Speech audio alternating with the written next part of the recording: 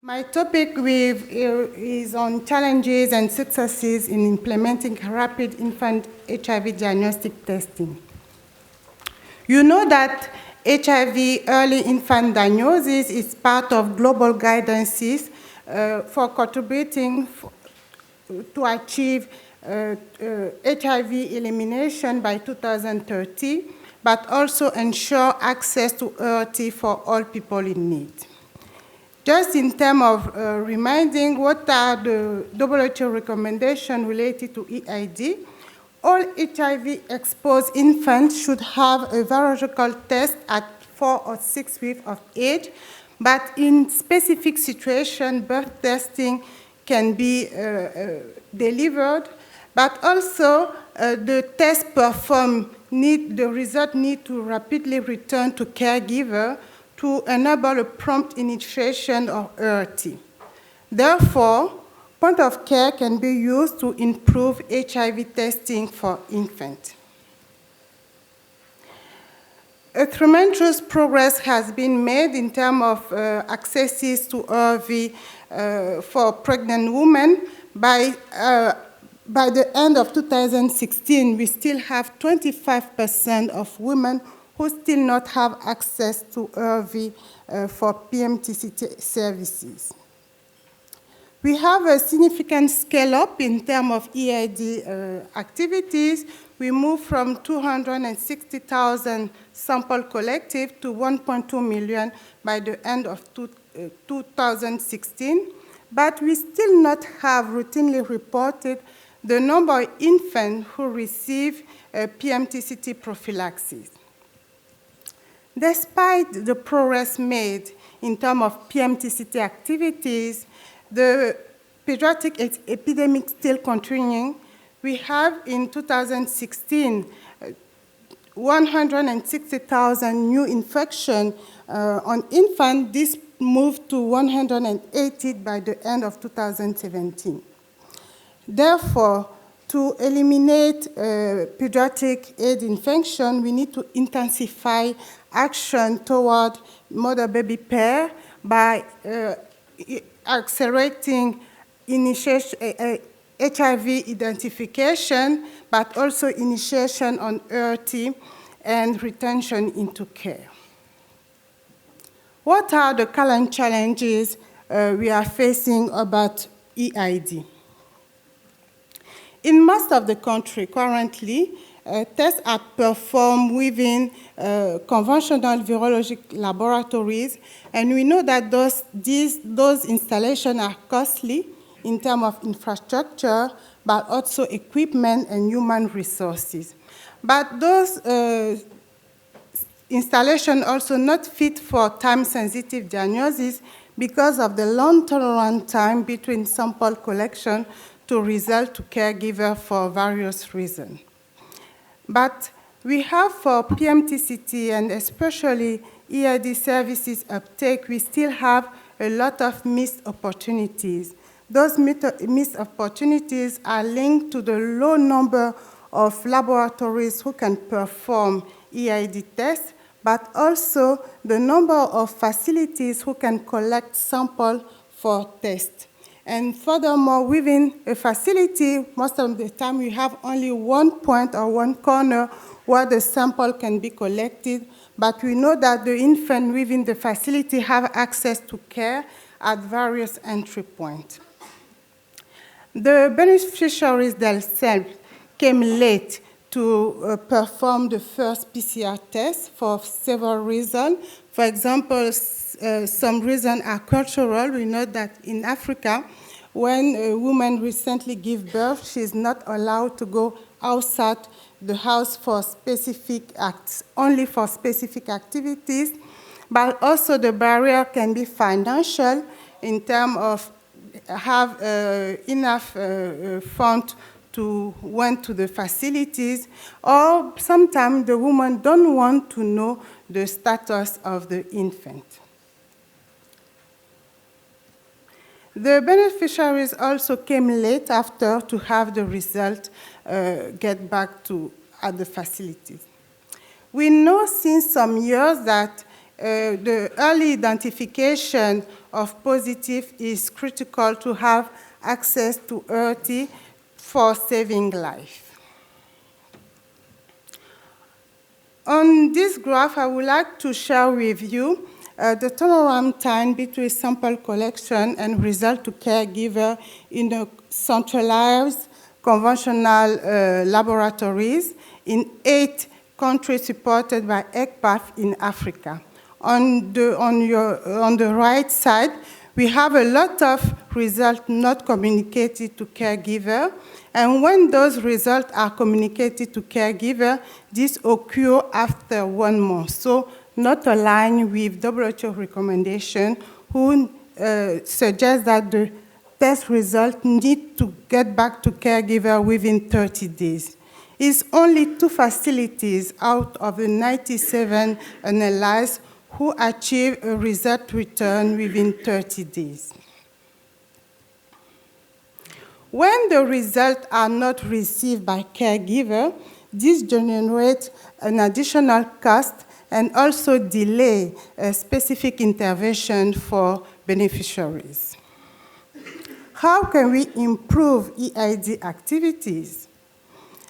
We need to increase access to EID services, probably by using less costly infrastructure, such as prefab container for laboratories, but also to improve the turnaround time.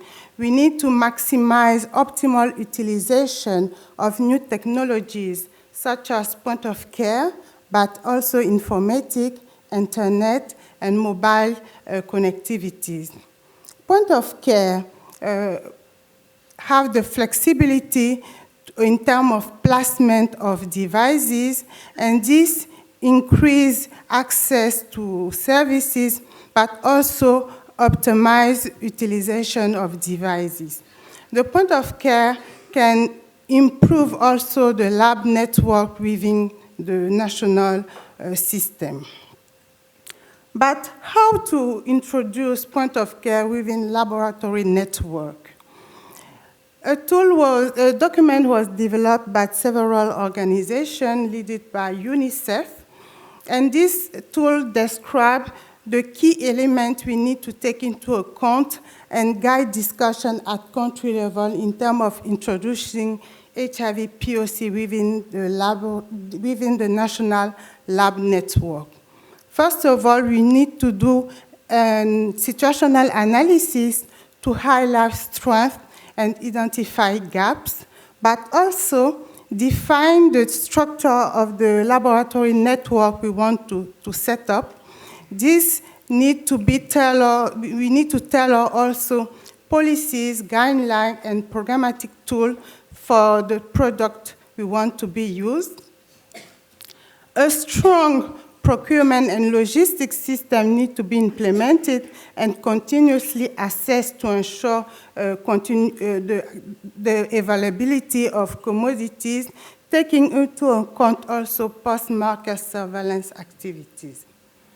In general, it was recommended to have a phased implementation approach to refine system activities, but also tools based on lessons learned. Now, I would like to share with you the implementation of POC EID platform in Côte d'Ivoire. Côte d'Ivoire is a West Africa country.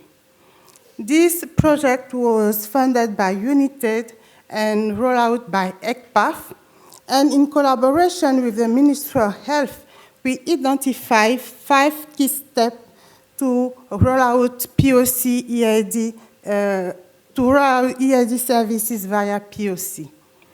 The first one was to make an in-depth situational analysis to identify health region or district with high need no cover, with a high prevalence, or also with specific difficulties in terms of EID services such as long turnaround time.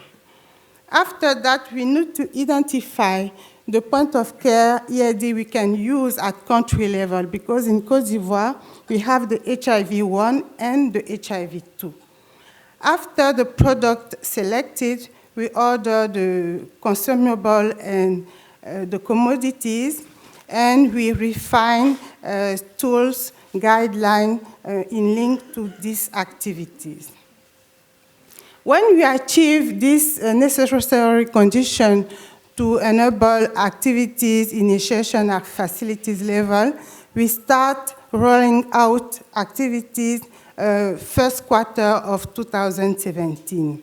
And now we are going to move to the fourth phase of the project, which is the routine testing and monitoring of project activities, because by the end of the coming month, we are going to finish the installation of all the POC platform we need at country level.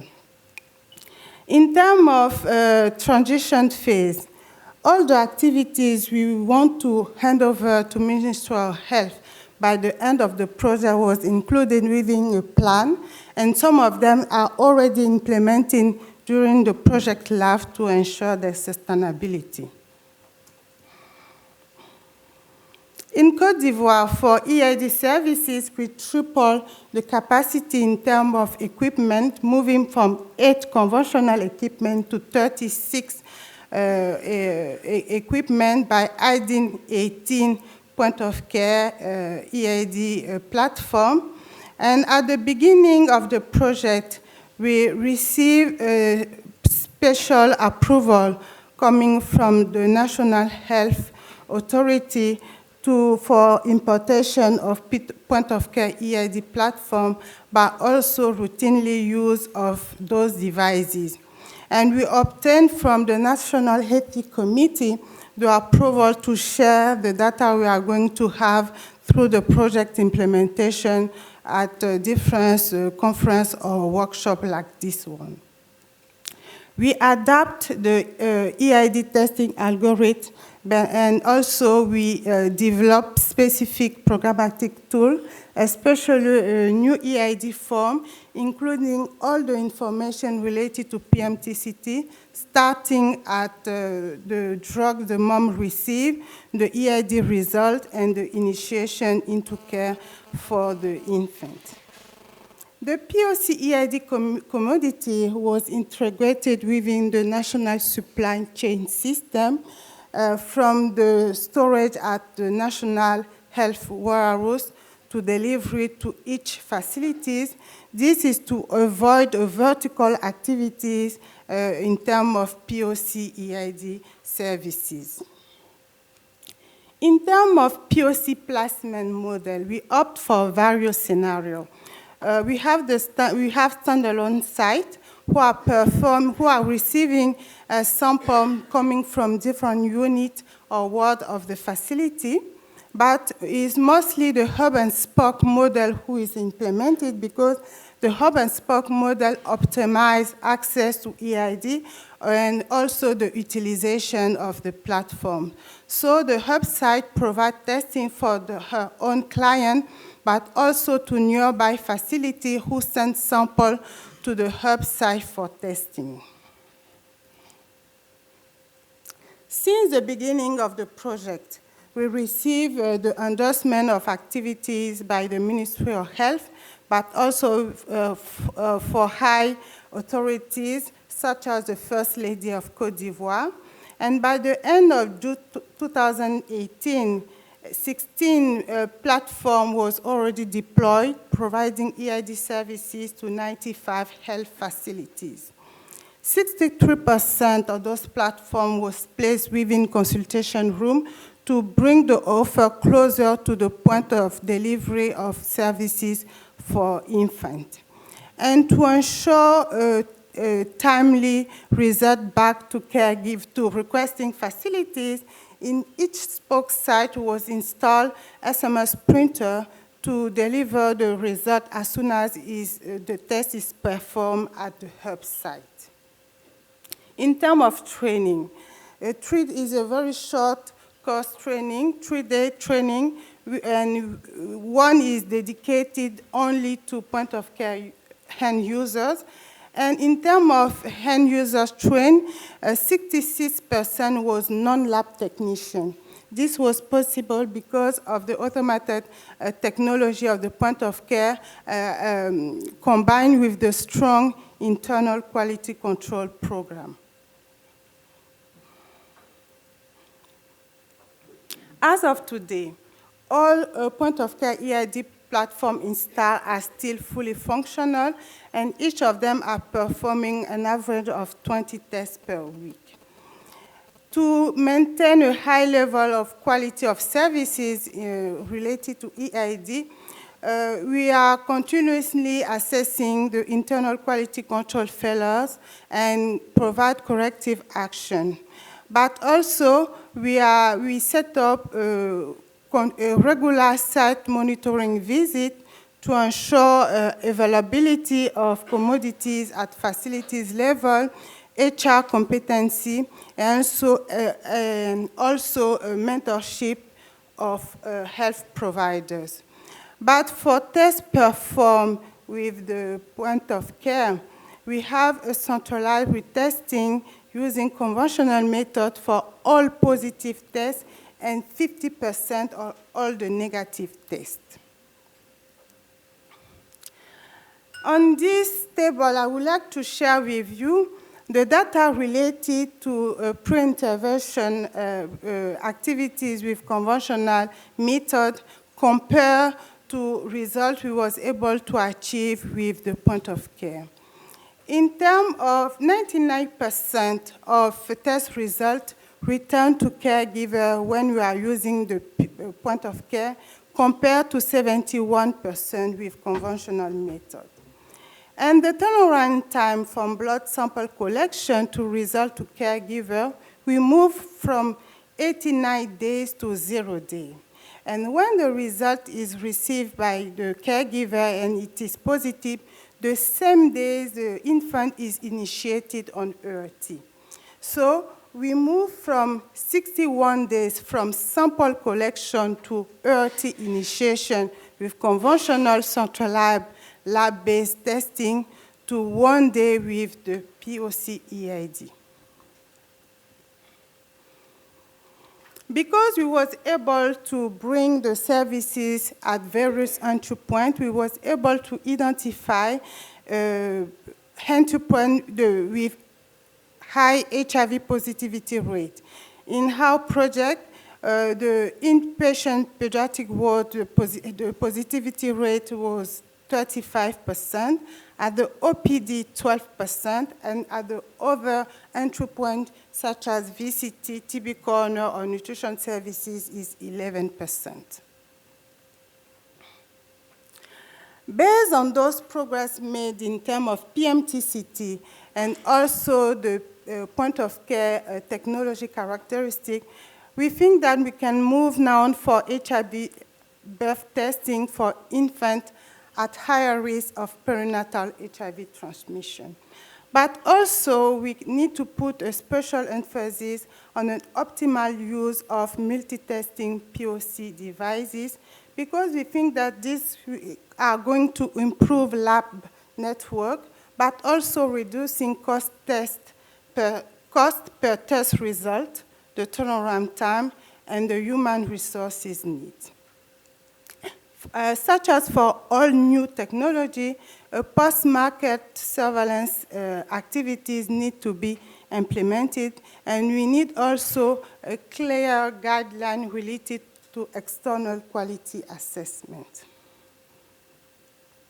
In conclusion, I would like to say that avoid HIV infection and save lives need to remain our priorities. We need to improve HIV testing and ERT to all at-risk individuals at strategic period of time. For women, it will be during pregnancy and at delivery, and for HIV-exposed children, we need to have an HIV testing as soon as possible. Use of assay, point-of-care assay, can increase access to rapid testing, speed up identification of case, and ERT initiation. As Elizabeth Glaser said some years ago, sometime in life, there is a moment when it is possible to make a change for the better. This is one of those moments. The time to eliminate pediatric AIDS is now. I would like to thank the Ministry of Health of Côte d'Ivoire, UNITAID, the Project EID team in Côte d'Ivoire, in Geneva, in DC for the support we are receiving. Thank you.